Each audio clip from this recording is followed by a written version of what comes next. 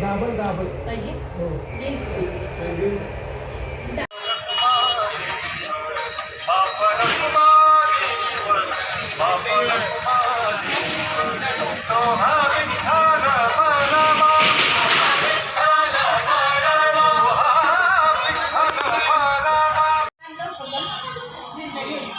बाहेर पिल्ल्यातच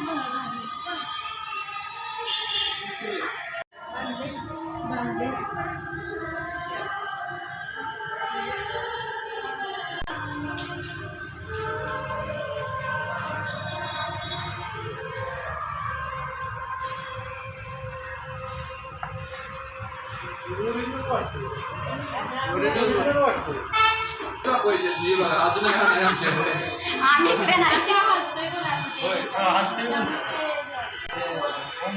ते मंडळ काढले का त्यांनी केलंय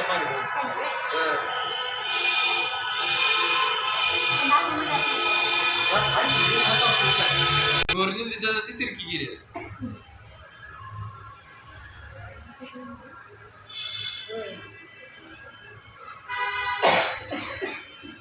गुलाबाज खूप ठेव वर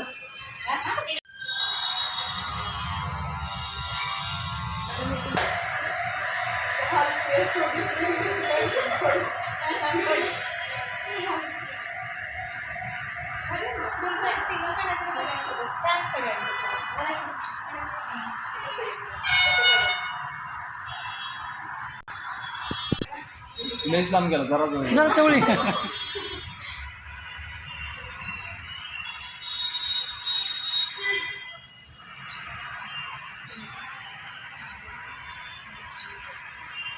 खाली बसव जरा.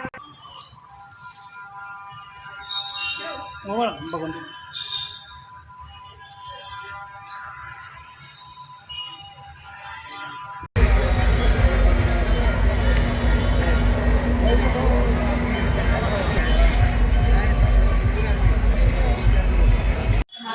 असं विदाउट कुंकू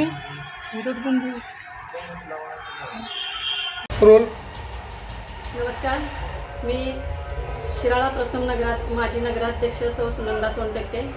आज शिराळामध्ये पारंपरिक पद्धतीनं जी नागपंचमी साजरी होते, त्या नागपंचमी साजरी होत असताना फक्त मनाला एकसारखी खंत वाटून राहते की आदल्या दिवशी नागाचा म्हणजे नागाला भाव मानून पूर्ण महाराष्ट्रातील महिला बऱ्यापैकी नागाला भाव मानून या दिवशी उपवास करतात आणि दुसऱ्या दिवशी शिराळामध्ये तर असं असतं की नागाची पूजा करून तो उपवास सोडला जातो.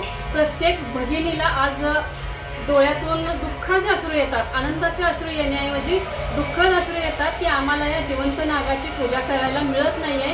हा उपवास आम्हाला बिन नागाची पूजा करता मातीच्या नागाची फक्त प्रतिमात्मक पूजा करून आम्हाला सोडावा लागतो. याची खूप खंत वाटते आणि त्यामुळे डोळ्यामध्ये प्रत्येक शिराळावासियांच्या, प्रत्येक महिलेच्या प्रत्येक लहान मुलांच्या सुद्धा डोळ्यात पाणी आज उभं राहतं की आम्हाला जिवंत नागाची पूजा करायला मिळत नाही आहे. सगळ्यात महत्त्वाची खंत ही आहे. आणि त्याचबरोबर जी पारंपरिक पद्धतीने नागपंचमी आमची साजरी होत्या, त्याच नागपंचमीला प्रत्येक वर्षीप्रमाणे याही वर्षी मुख्यमंत्र्यांना किंवा यावन म्हणजे आपल्या खात्याच्या प्रमुखांना मी मंत्र्यांना सांगू इच्छिते की प्रत्येक भूमिकेला तुम्ही सकारात्मक प्रतिसाद देताय. त्याच पद्धतीने याही वर्षी भरपूर निवडणुका येऊ घातलेल्या आहेत, खासदारकीच्या निवडणुका झालेल्या आहेत आणि त्याचबरोबर येऊ घातलेल्या निवडणुकीच्या संदर्भातून मला सांगावंसं वाटतं, एक विनंती करावीशी वाटते एक शिराळावासी भगिनी म्हणून की आम्हाला नागपंचमीच्या निमित्तानं पुढच्या वर्षापासून जिवंत नागाची पूजा करायला एक परवानगी मिळावी. आम्हाला निदान कमीत कमी एक 5 दिवस तरी आम्हाला त्या नागाचे पकडण्यासाठी परवानगी मिळावी आणि नागपंचमी दिवशी आम्हाला जिवंत नागाची पूजा करायला मिळावी. एवढी एक खरोखर कळकळीची विनंती आहे. कारण एक शिराळावासीय भगिनी म्हणून मी जसं लग्न झाल्यापासून या ठिकाणी आले किंवा लहानपणापासून ऐकते या गावाचं महात्म्य, त्या पद्धतीनं म्हणायचं गेलं तर खरोखर शिराळामध्ये खूप उत्साहाचं वातावरण पहिलं असायचं. खरं आम्हाला आत्ता आज नागपंचमी आहे पण असं वाटत नाही आहे की आपल्या गावची खूप मोठी यात्रा आहे, जगप्रसिद्ध गाव आहे आपलं, त्या पद्धतीनं किंवा त्या दर्जाप्रमाणे आमची नागपंचमी साजरी होत नाही आहे. कारण प्रत्येकाच्या चेहऱ्यावर जर बघायला गेलं तर आनंदाऐवजी दुःखाचं सावट दिसतं. आणि एवढी मोठी नागपंचमी साजरी होत असताना ज्या वेळेला अमेरिकेतील, फ्रान्समध्ये, रशियातील लोक या ठिकाणी यायचे आणि नागांचं प्रत्यक्षात स्वतः धरायचा कसा, काय करायचं कसं, हे हितोच शिकून गेले ते लोक. आणि त्या आपल्या ठिकाणी जाऊन ते आज त्यांच्या फॉरेनमध्ये खरोखरच त्यांच्या लॅबमध्ये असेल किंवा त्यांच्या जंगलामध्ये असेल, एवढी मोठी जंगल असून सुद्धा त्या ठिकाणी ते सर्प प्रत्यक्षात इथल्या प्रत्येकाचं अनुकरण करून तिथं जाऊन पकडायला लागले. खरं आज ज्या ठिकाणी जी सुरुवात झाली ती सुरुवात इथलं लोप पावत चाललेले आहे आणि बाकीच्या ठिकाणी त्याचा उदो होतोय, याची खंत वाटते. त्यामुळं खरोखर आज मुख्यमंत्र्यांना मी विनंती करू इच्छिते की लाडकी बहीण तुमची मानताय तुम्ही, तिचा चालू केलाय तुम्ही, तिला मासिक तिचं उत्पन्न वाढीसाठी, तर एवढ्या जर लाडक्या बहिणीचं तुम्ही जर खरोखर मान ठेवताय तर आमच्याही या शिराळावासियाच्या लाडक्या बहिणींकडून सगळ्या तुम्हाला विनंती आहे की आम्हाला येणाऱ्या आता यावर्षी तर आज नागपंचमी साजरी होते, पण येणाऱ्या 2025 मधील नागपंचमी आहे ती शिराळ्यातील लाडक्या बहिणींच्या मार्फत विनंती करते की जिवंत नागाची पूजा करायला त्यांना सगळ्यांना मिळावी आणि प्रत्येक ठिकाणी पर्यावरणाचा जो समतोल आहे तो राखूनच इथील शिराळावासीय प्रत्येकजण नागाची पूजा करतो किंवा नागाला पकडला तरी एकाही नागाची त्याच्याकडून हत्या होत नाही किंवा विष काढलं जात नाही, आवर्जून सांगू इच्छिते मी. कारण प्रत्येकाच्या जरी एखादा पाहुणा नवीन असेल लांबचा, त्यांना माहीत नसेल नागपंचमी कशी साजरी होत्या, तर तो विचारतो की नागाचं विष काढतात काय तुमच्या इथं, नाग धरतात म्हणजे. पण असं कधीही होत नाही इथं, कारण वन विभागाची सुद्धा लोक इथं आहेत आणि या वन विभागाच्या लोकांकडून रोजच्या रोज चेकिंग केलं जातं आणि त्यांनाही माहीत आहे, ते सुद्धा कला इथून शिराळावासियांकडून शिकतायत की खरोखर नाग कसे पकडतात हे.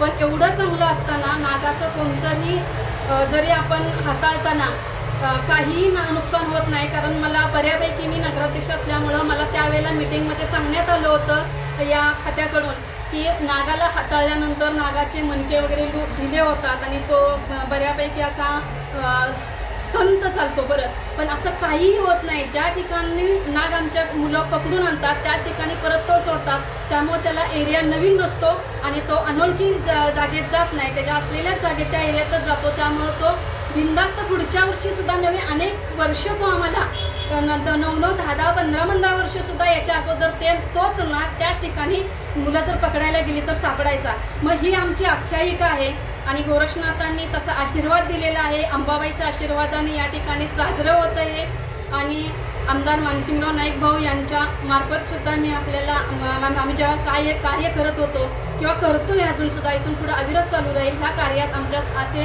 कोणतीही नागाला इजा होणार नाही याची मात्र मी पूर्ण शिराळावासियांच्या वतीनं खात्री देते आणि आमच्या विनंतीला मुख्यमंत्र्यांनी किंवा पर्यावरण मंत्र्यांनी या मान्यतेला, या नागपंचमीच्या सणाला मान्यता द्यावी, आम्हाला 5 दिवस कमीत कमी परवानगी द्यावी एवढी विनंती करते. जय हिंद, जय महाराष्ट्र. रोल नमस्कार, माझं नाव सौ प्राजक्ता पांडुरंग महाजन, 32 शिराळा. तर गोरक्षनाथ महाराज शिराळा गावामध्ये इसवी सन पूर्व 8व्या-9व्या शतकामध्ये तोरणा मोरणा नदीच्या संगमावर वास्तव्य करत होते आणि ते शिराळा गावात रोज भिक्षेसाठी येत असत. तर एके दिवशी श्रावण शुद्ध पंचमीला ते श्री पांडुरंग महाजन यांच्या घरी आले आणि त्यांनी भिक्षा मागितली. तेव्हा पांडुरंग महाजन यांच्या घराण्यातील पूर्वीच्या आजी ह्या चिखलाच्या नागाची पूजा करत होत्या, त्यामुळे नाथांना भिक्षा घालायला वेळ झाला.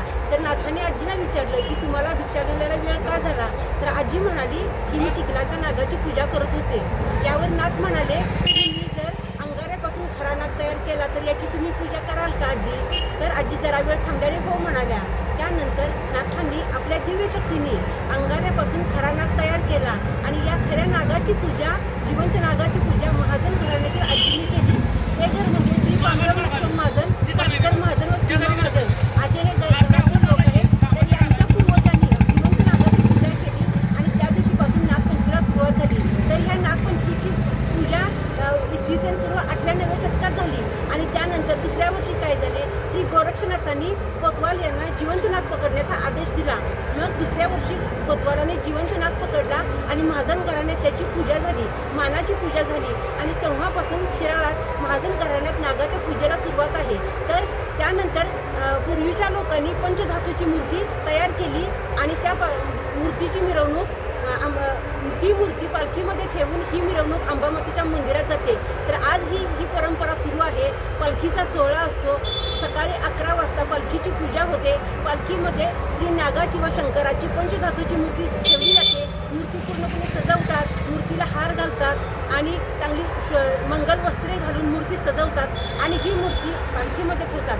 त्यानंतर महाजन घराण्यात सकाळी 11 वाजता श्री पांडुरंग महाजन यांच्या घरात पालखीची पूजा होते, महाआरती होते आणि यानंतर ही पालखी अंबाबाईच्या मंदिरात जाते. अंबाबाईच्या मंदिरात पालखी गेल्यानंतर पालखीची पूजा होते. या पालखीला 12 भोई असतात. सोनार, कुंभार, डवरी असे इतर भोई असतात. हे भोई पालखी वाहून नेतात. मग यानंतर अंबाबाईच्या मंदिरात पालखीची महाआरती होते आणि संध्याकाळी 5 वाजता ही पालखी श्री पांडुरंग महाजन यांच्या घरी येते. पालखी घरी आल्यानंतर पांडुरंग महाजन यांच्या घरातील गृहिणी पालखीची दृष्ट काढतात, भोयांच्या पायावर पाणी घालतात, पालखीला हळदी कुंकू घालतात. यानंतर पालखी घरात घेतली जाते व पालखीची पुन्हा महाआरती होते. पालखीला महाप्रसाद दाखवला जातो आणि हा प्रसाद सवाष्ण ब्राह्मण यांना दिला जातो. घरी आलेले पाहुणे आणि घरातील सर्व मंडळींना हा प्रसाद दिला जातो. या दिवशी महाजन घराण्यातील सर्व बायकांचा उपास असतो. त्या नागाला भाऊ म्हणतात. तसेच शिराळातील सर्व महिला नागाचा उपास करतात.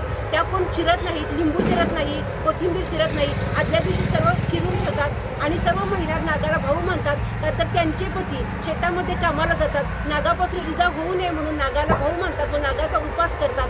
आणि शिराळामध्ये तरी शासनाच्या नियमानुसार जिवंत नागाच्या पूजेला बंदी आहे. तर शिराळातील लोक चिखलाच्या नागाची पूजा करतात आणि मनोभावे प्रार्थना करतात. त्यांनी शासनाचे निर्बंध पाळलेले आहेत.